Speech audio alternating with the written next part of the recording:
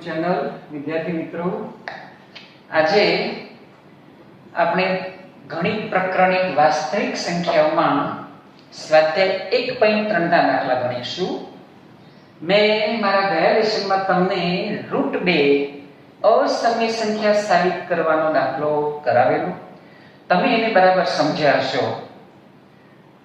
√2 અસમય સાબિત કરો એ આપણું પ્રમેય 1.4 છે। આજે આપણે સ્વાધ્યાય 1.3 ના દાખલા ગણવાનું કરીશું। સ્વાધ્યાય 1.3 માં પહેલો દાખલો છે √5 અસમય સાબિત કરો। આપણો પહેલો દાખલો છે √5 અસમય સાબિત કરો। તો વિદ્યાર્થી મિત્રો તમે સમજ્યા હશો √2 અસમય સાબિત કર્યું ત્યારે સૌથી પહેલું આપણે શું કરીશું, √5 સમય છે ઉધારી લઈશું। તો ધારો કે √5 સમય છે, તો સમય સંખ્યા હોય તો તેને a ભાગ્યા b સ્વરૂપમાં દર્શાવી શકાય।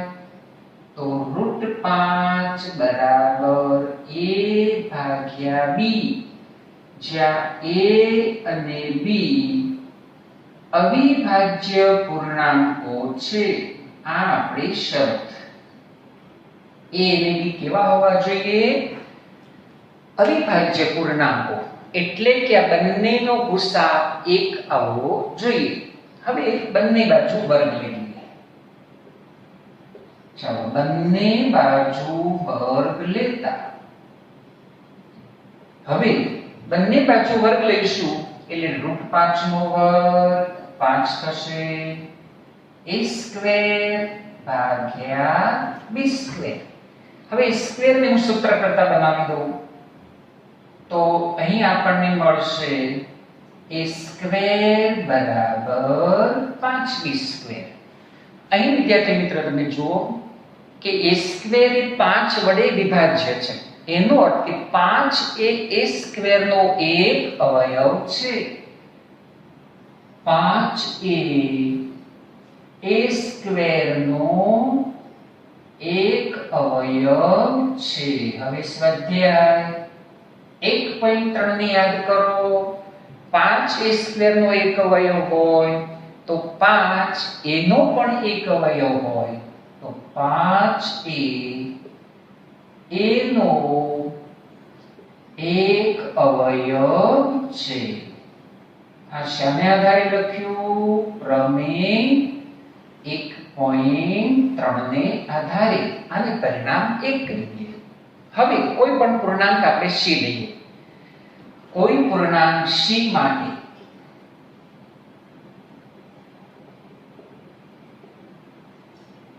a બરાબર 5c,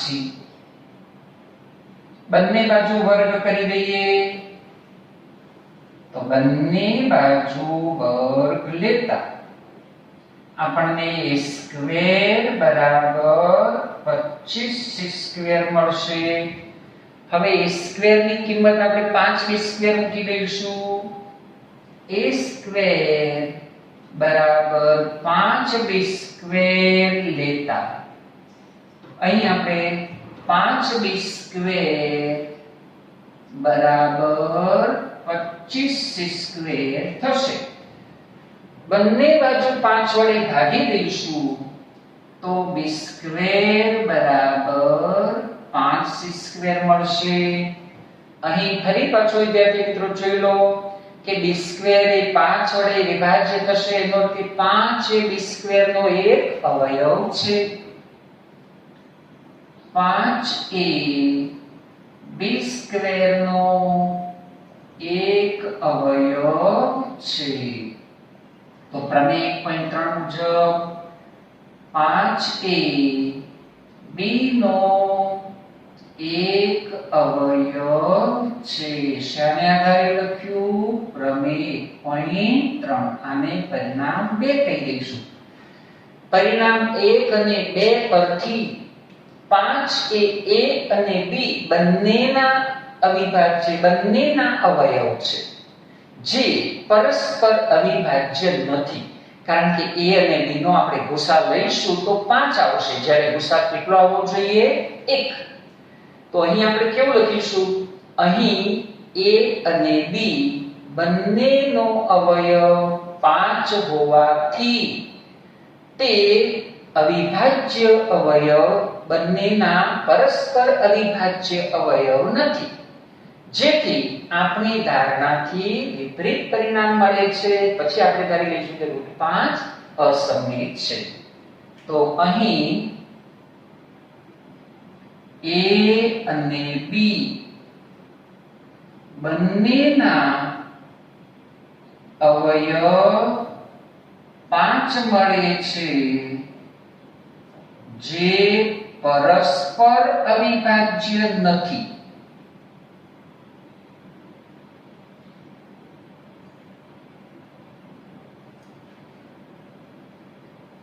જે આપણી ધારણાથી વિપરીત પરિણામ છે. આપણી ધારણામાં ગુસા 1 આવવો જોઈએ, જ્યારે ગુસા 5 મળશે. આપણી ધારણાથી વિપરીત પરિણામ છે, તો પછી આપણે શું લેવું જોઈશે? √5 અસમમિત છે. આપણે જેને સમય ધારી તે વાસ્તવમાં સમય નથી, એને આપણે અસમમિત તરીકે લઈશું. તો આ આપણો પહેલો દાખલો વિદ્યાર્થી મિત્રો પૂર્ણ કર્યો, અને હવે આપણે 1.3 નો બીજો લઈ લઈશું. બીજા દાખલામાં 3 + 2 √5 આપણે અસમમિત સાબિત કરવાનું છે. સાબિત કરો 3 + 2 √5 અસમમિત છે. તો વિદ્યાર્થી મિત્રો ફરી પાછું આપણે 3 + 2 √5 બરાબર કેટલા લઈશું? સમમિત છે એવું લઈ લઈએ. ધારો કે 3 + 2 √5 સમમિત છે. જો સમમિત હોય તો એને a/b સ્વરૂપમાં દર્શાવીશું. 3 + 2 √5 બરાબર a/b, જ્યાં a અને b અવિભાજ્ય પૂર્ણાંકો છે.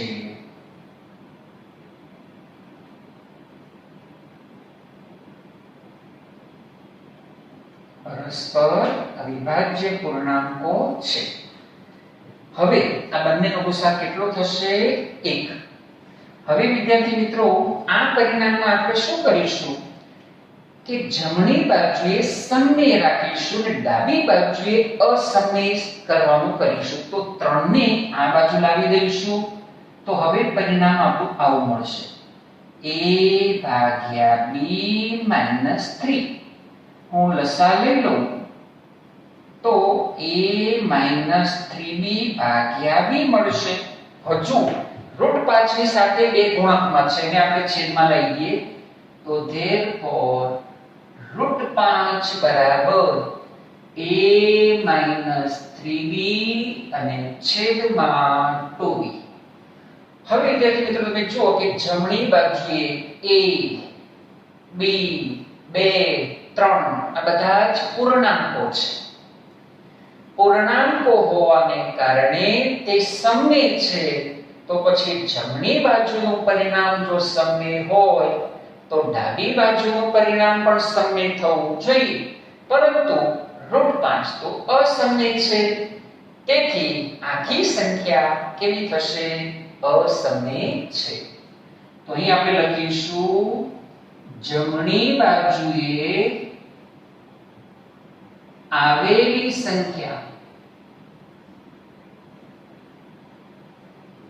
માં a, b, 2, 3 પૂર્ણાંકો છે જે સમમિત છે. therefore ડાબી બાજુએ આવેલ √5 પણ સમમિત થવું જોઈએ, પરંતુ આપણે જાણીએ છીએ √5 અસમમિત છે. તો અહીં લખીશું પરંતુ √5 અસમ્ય છે, તો પછી આપણી ધારણા કેવી કહેવાય? ખોટી. આપણી ધારણા ખોટી છે, તો પછી આ ધારણાને આપણે બદલી દઈએ. Therefore 3 + 2 √5 અસમ્ય છે. તો બીજો દાખલો મેં પૂરો કર્યો. હવે વિદ્યાર્થી મિત્રો ત્રીજા દાખલાની અંદર આપણને 3 આપેલા છે, એ લઈ લઈશું. તો તમે આને બરાબર એકવાર જોઈ લેશો. ત્રીજામાં આપણે 3 દાખલા છે, એ લઈ લઈશું. ત્રીજા દાખલામાં પહેલો છે આપણો 1/√2. અસમય સાબિત કરો. અસમય સાબિત કરો. પહેલી સંખ્યા આપણને આપેલી છે 1/√2. ચાલો આને આપણે સાબિત કરીએ. 1/√2 ને આપણે અસમય સાબિત કરવી છે. તો ધારી લઈએ કે 1/√2 સમય છે. ધારો કે 1/√2 સમય છે. જો સમય હોય તો પછી એને a/b સ્વરૂપમાં દર્શાવી શકાય, જ્યાં a અને b પરસ્પર અવિભાજ્ય પૂર્ણાંકો છે. અને પરસ્પર વિભાજ્ય પૂર્ણાંકો હોય તો એમનો ગુસાઅ કેટલો આવવો જોઈએ? 1. અહીં આગળ પણ આપણે દાખલામાં વિદ્યાર્થી મિત્રો પરસ્પર અવિભાજ્ય પૂર્ણાંકો છે એ ધ્યાનમાં લઈશું. પરસ્પર અવિભાજ્ય પૂર્ણાંકો હોય એટલે એનો ગુસાઅ 1 આવશે. હવે બંને અહીં આપણે શું લઈશું? વ્યસ્ત પ્રમાણ લઈ લઈશું. વ્યસ્ત પ્રમાણ લેતા વ્યસ્ત પ્રમાણ લઈશું એટલે √2 બરાબર b/a મળશે. બંને બાજુ વર્ગ લઈ લઈએ. બંને બાજુ વર્ગ લેતા તો હવે મળશે 2 બરાબર b²/a². તો b² ને સૂત્ર કરતા બનાવીશું. તો b² બરાબર 2a². અહીં તમે જુઓ કે b² એ 2 વડે વિભાજ્ય થશે, એનો અર્થ કે 2 એ b² નો એક અવયવ છે. Therefore 2 એ b² નો એક અવયવ છે. તો પછી પરિણામ 1 પોઈન્ટ એટલે કે પ્રમેય 1.3 ને આપણે યાદ કરીશું. તો therefore 2 એ b નો એક અવયવ છે. આને આપણે પરિણામ 1 લખીશું. આ શાને આધારે લખ્યું? તો પ્રમેય 1.3 ને આધારે. હવે વિદ્યાર્થી મિત્રો કોઈ પણ પૂર્ણાંક આપણે c લઈએ. કોઈ પૂર્ણાંક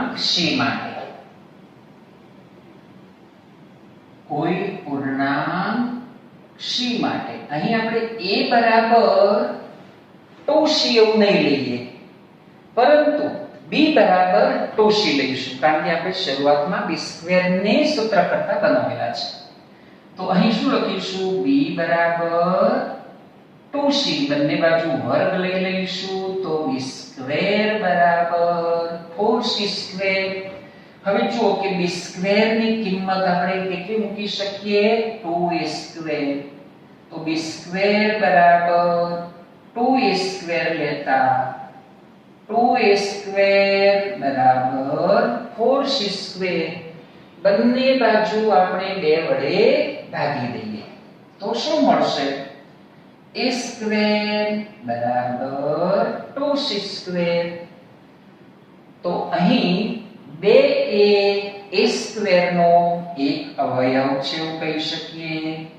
2 એ a² નો એક અવયવ છે. તો પછી 2 એ a નો એક અવયવ છે એવું આપણે કહી શકીએ. પ્રમેય 1.3 ને આધારે આની પરિણામ 2 કહીશું. અહીં પરિણામ 1 અને 2 પરથી 2 એ A અને B બંનેનો અવિભાજ્ય હોય, બંનેનો અવયવ છે જે પરસ્પર અવિભાજ્ય નથી, જે આપણી ધારણાથી વિપરીત છે. તો અહીં પરિણામ 1, 2 પરથી A અને B બંનેનો અવયવ 2 છે જે પરસ્પર અવિભાજ્ય નથી. કારણ કે હવે અહીંયા આપણે ગુસા લઈશું તો 2 આવશે, જ્યારે ગુસા કેટલો આવવો જોઈએ? 1 આવવો જોઈએ, જે આપણી ધારણાથી વિપરીત છે. તો પછી ધારણા આપણે બદલી દઈશું. Therefore 1/√2 અસમ્ય છે. તો આ રીતે વિદ્યાર્થી મિત્રો તમે ગણી શકશો. હવે આપણે બીજો દાખલો લઈશું. એમાં આપણને 7√5 આપેલું છે. તો અહીંયા આપણે અસમ્ય સાબિત કરવા માટે ધારી લઈશું કે 7√5 સમય છે. તો અહીં આપણે કરીશું, ધારો કે 7√5 સમય છે. જો સમય હોય તો પછી એને આપણે A ભાગ્યા B સ્વરૂપમાં દર્શાવી શકીએ, જ્યાં A B પરસ્પર અવિભાજ્ય પૂર્ણાંકો છે, જેથી એનો ગુસા 1 થાય. આ આપણી શરત. હવે વિદ્યાર્થી મિત્રો અહીં આપણે શું કરીશું કે જમણી બાજુએ આપણે સમય લાવવાનો પ્રયત્ન કરીશું. બરાબર? કારણ કે √5 આપણે અસમય સાબિત કરેલા છે. તો અહીં શું થશે? √5 બરાબર A ભાગ્યા 7B. આને આપણે સબ અહીંયા તમે જુઓ કે જમણી બાજુએ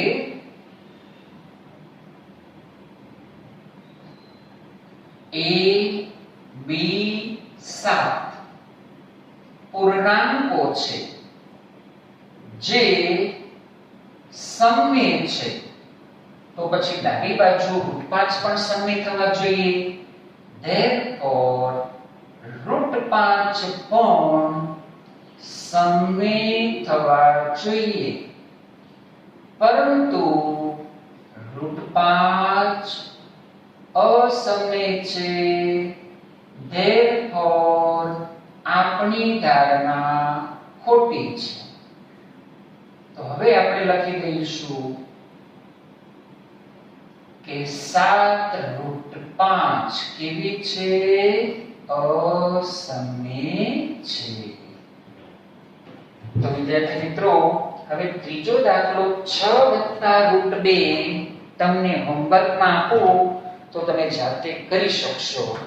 બરાબર? પછી આપણે નેક્સ્ટ મુદ્દો લઈશું. આ તમે હોમવર્કમાં કરી દેજો. 6+2√5 અસમય સાબિત કરો. તો તમે આટલા દાખલા સમજ્યા પછી આ સરળતાથી તમે કરી શકશો. તો આ દાખલો કરશો તો અહીં આપણે સ્વાધ્યાય 1.3 ને વિરામ આપીશું અને હવે આપણો નેક્સ્ટ મુદ્દો સમય સંખ્યાનું દશાંશ સ્વરૂપ શાંત છે કે નહીં એ તરફ આગળ વધીશું. તો અહીં હું લખી દઉં છું વાસ્તવિક સંખ્યાઓ પહેલા લઈ લઉં. તો આપણો મુદ્દો છે સમય સંખ્યાનું દશાંશ સ્વરૂપ શાંત છે કે નહીં. સમય સંખ્યાનું દશાંશ સ્વરૂપ શાંત છે કે નહીં. સૌથી પહેલી આપણી વાસ્તવિક સંખ્યાઓને આપણે યાદ કરી દઈએ. તો વાસ્તવિક સંખ્યાઓને આપણે બે મુખ્ય પ્રકારમાં વહેંચીશું, જે સમમેય હોય અને અસમમેય હોય. આ સંખ્યાઓ સમમેય હોય અને અસમમેય હોય. હવે સમમેય સંખ્યા એ કેવા સ્વરૂપમાં હશે? તો સમમેય સંખ્યાને આપણે p ભાગ્યા q સ્વરૂપમાં દર્શાવી શકીએ. સમમેય સંખ્યાનું દશાંશ સ્વરૂપ શાંત હોય અથવા અનંત અને આવૃત હોય. તો સમમેય સંખ્યાને આપણે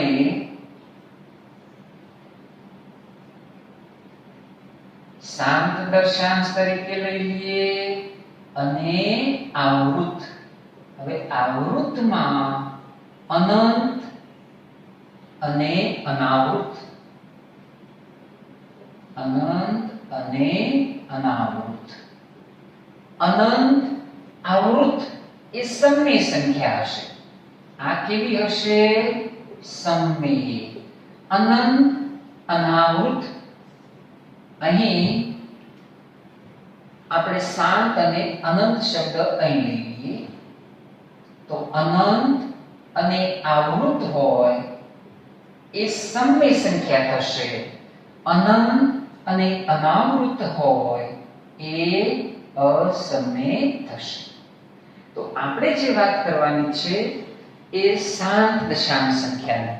તો હવે સમમેય સંખ્યાનું દશાંશ સ્વરૂપ શાંત છે કે નહીં એની વાત કરીશું. તો એના માટે વિદ્યાર્થી મિત્રો આપણે પ્રમેય 1.5 ને આપણે યાદ કરવાનું થશે, કારણ કે 1.4 આપણું રૂટ 2 સમય સાબિત કરવાનું છે અને પ્રમેય 1.5 એ શાંત દશાંશ છે કે નહીં એના માટેનું છે. તો હું એનું વિધાન લખી દઉં છું. પ્રમેય 1.5.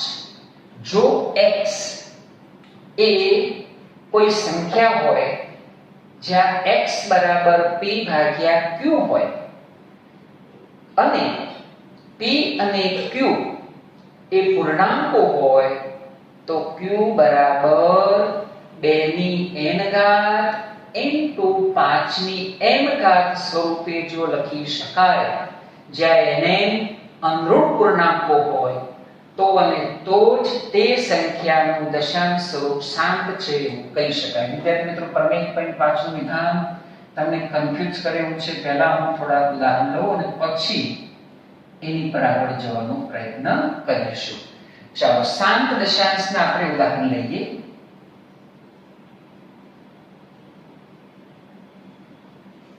તમને ખ્યાલ છે શાંત દશાંશમાં 0.25 શાંત દશાંશ છે. 0.8, 3.25, 0.425 આવી ઘણી બધી સંખ્યાઓ આપણે લઈ શકીએ. 0.405 લઈએ. આ બધી સંખ્યાઓ શાંત દશાંશ છે. હવે અનંત આવૃત એ પણ સમમેય સંખ્યા છે. તો એના ઉદાહરણ લઈએ. તમે 9મા ધોરણમાં આવી સંખ્યાઓ જોઈ ગયા છો. દાખલા તરીકે 0.35 આ સંખ્યાને p ભાગ્યા q સ્વરૂપમાં કેવી રીતે દર્શાવી શકાય એનો અભ્યાસ તમે કરેલો છે. એ જ રીતે 1.25 0.7 અને 2 વગેરે. આ સંખ્યાઓને કેવી કહીશું આપણે? અનંત આવૃત. આપણે જે વાત કરવાની છે એ શાંત દશાંશની. ચાલો 0.25 લઈએ. તો 0.25 એટલે 25 ના છેદમાં 100 કરી શકાય. આનું તમે અતિ સંક્ષિપ્ત રૂપ આપો એટલે 1/4 આવી ગયું. આ 1/4 એ 2/q સ્વરૂપમાં છે. એ જ રીતે અહીં આપણે બીજું ઉદાહરણ લઈએ 0.405. આ બાકીના બધાને તમે આ રીતે દર્શાવી શકશો. 0.8 છે તો 8/10, 0.8 બરાબર 8 ના છેદમાં 10. તમે છેદ ઉડાવી દેશો 2 વડે તો 4 ના છેદમાં 5 આવશે. rp ભાગ્યા q સ્વરૂપ કહેવાય. એ જ રીતે 3.25 ને કરી શકો, 0.425 ને કરી શકો, 0.405 ને કરી દઉં તો આના બરાબર 405 ના છેદમાં કેટલા લખાશે? 1000. ચાલો આપણે 405 ને 5 વડે ભાગી દઈએ. અહીં વિદ્યાર્થી મિત્રો જુઓ કે 1000 છે તો 1000 એટલે 25 ગુણ્યા કેટલા કરીશું? 40. 25 ગુણ્યા 40 તો હું છેદમાં 25 ગુણ્યા 40 લખી દઉં. હવે ઉપર 405 છે એને હું 5 વડે ભાગી દઉં તો 5 ગુણ્યા 8 40 થશે ને 5 એકા 5 થશે એટલે 81 ગુણ્યા 5 થશે. આમ તમે 5 એકા 5 8 પંચા 40. હવે તમે જુઓ કે આને આપણે છેદ ઉડાડી દઈએ તો હવે 81 છેદમાં 5 ગુણ્યા 8 પંચા 40 એવું આપણને મળશે. 8 ગુણ્યા 5 તો 81 છેદમાં 5 નો વર્ગ. હવે 8 એટલે 2 ની કેટલી ઘાત થશે? 3 ઘાત. તો આ રીતે આપણે લખીએ તો અહીં આ સંખ્યા એ આપણી p ભાગ્યા q સ્વરૂપમાં છે. હવે અહીંયા તમે જુઓ કે છેદ 5 છેદમાં 5 અને 2 અવયવ આવે છે. તો કોઈ પણ સંખ્યાનું દશાંશ સ્વરૂપ શાંત ત્યારે જ થાય. કોઈ પણ સમય સંખ્યાનું દશાંશ સ્વરૂપ શાંત ત્યારે જ થાય જ્યારે છેદમાં 5 અથવા 2 અથવા 5 અને 2 બંને અવયવ હોય. જો એકલો 5 હશે તો પણ આપણે કરી શકીશું દશાંશ સ્વરૂપ શાંત. તો આ બહુ જ અગત્યની બાબત છે, યાદ રાખો. જો 2 ની 1 ઘાત અને 5 ની 1 ઘાત હોય તો આપણે 10 લખી શકીએ. 2 ની 2 ઘાત અને 5 ની 2 ઘાત હોય તો 100 લખાય. 2 ની 3 ઘાત 5 ની 3 ઘાત તો 1000 લખાય. 2 ની 4 ઘાત 5 ની 4 ઘાત તો 10000 લખાય.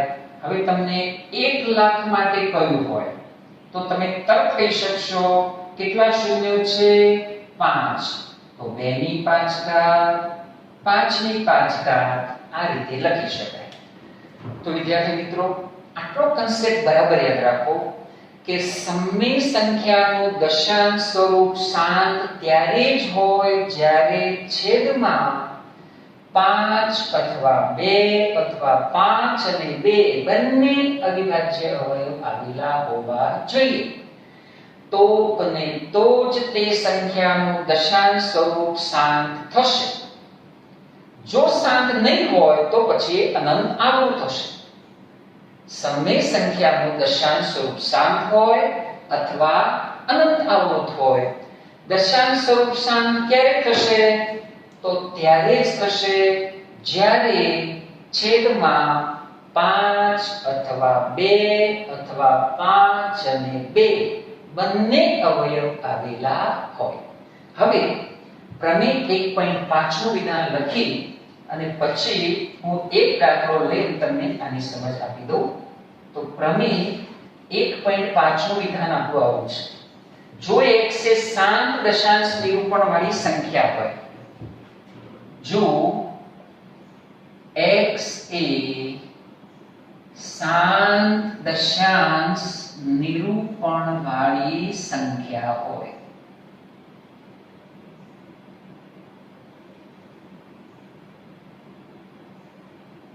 તો x બરાબર p ભાગ્યા q. એને આપણે એ રીતે દર્શાવીશું અને p ભાગ્યા q સ્વરૂપમાં દર્શાવી શકાય. p ભાગ્યા q સ્વરૂપમાં દર્શાવાય જ્યાં q બરાબર આ અગત્યની શરત યાદ રાખો. q બરાબર 2 ની n ઘાત 5 ની m ઘાત n અને m કેવા હોવા જોઈએ? અનઋણ પૂર્ણાંકો હોય.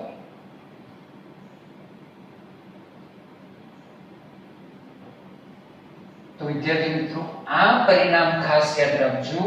પ્રમેયનું આખું વિધાન તમારે કંઈ યાદ રાખવાની જરૂર નથી, પણ કોઈ પણ સમય સંખ્યાનું દશાંશ નિરૂપણ શાંત ત્યારે જ થાય જ્યારે છેદમાં 2 અથવા 5 અથવા 2 અને 5 બંને અવયવ આવેલા હોવા જોઈએ. 2 અને 5 સિવાયનો કોઈ અવયવ હોવો જોઈએ નહીં. ચાલો આપણે એક ઉદાહરણ લઈ અને આપણે સમજી લઈએ. અને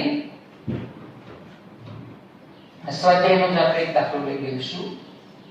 13 ભાગ્યા 31 25.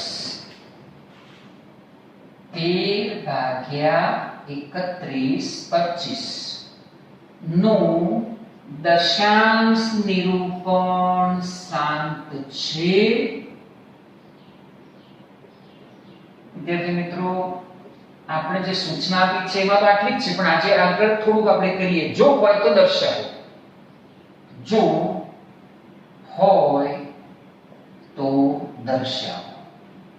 તો સૌથી પહેલા આપણે શું લઈશું?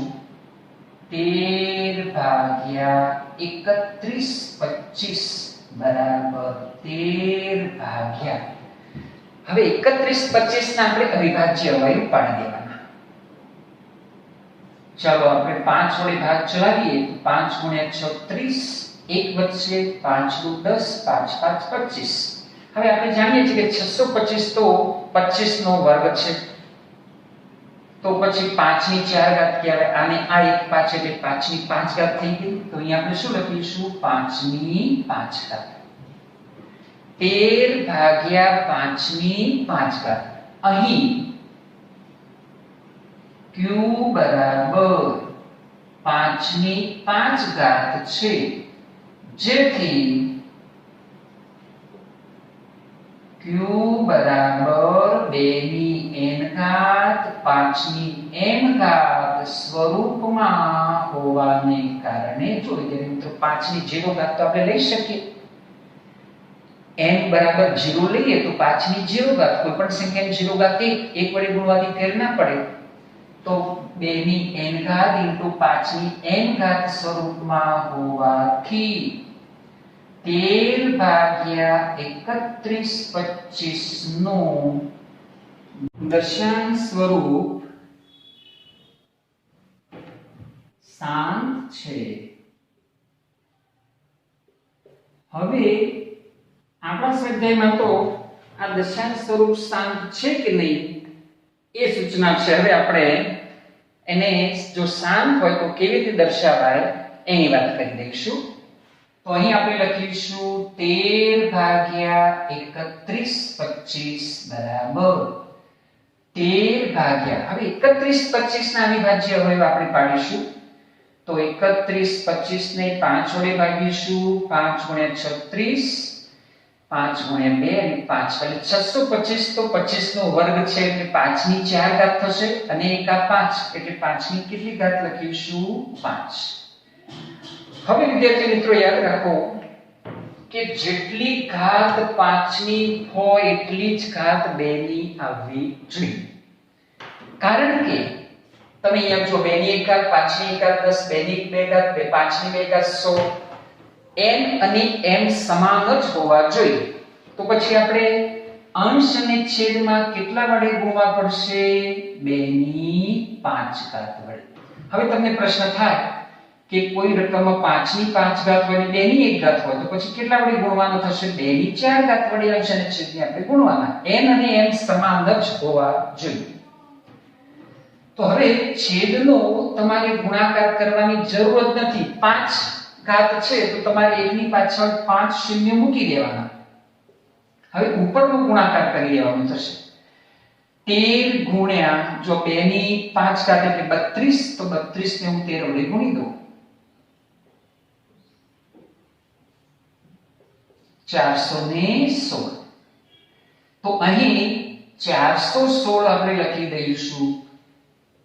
કેટલા આંકડા પછી દશાંશ સ્થળ આપણે મૂકીશું તો જે 5 અંક દશાંશ સ્થળ પછી 5 અંક થવા જોઈએ 1 2 3 4 5 0.00416 આપણો અંતિમ જવાબ થશે.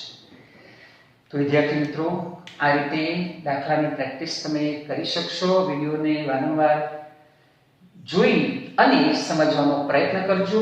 હું આને લગતા બીજા દાખલા તમને પીડીએફ સ્વરૂપે આપીશ, જેનો તમે અભ્યાસ કરજો અને વિડીયોને તમારા ગ્રુપમાં પણ વારંવાર શેર કરજો, લાઈક કરજો. અહીં આજે આપણી વાત પૂર્ણ કરીશું.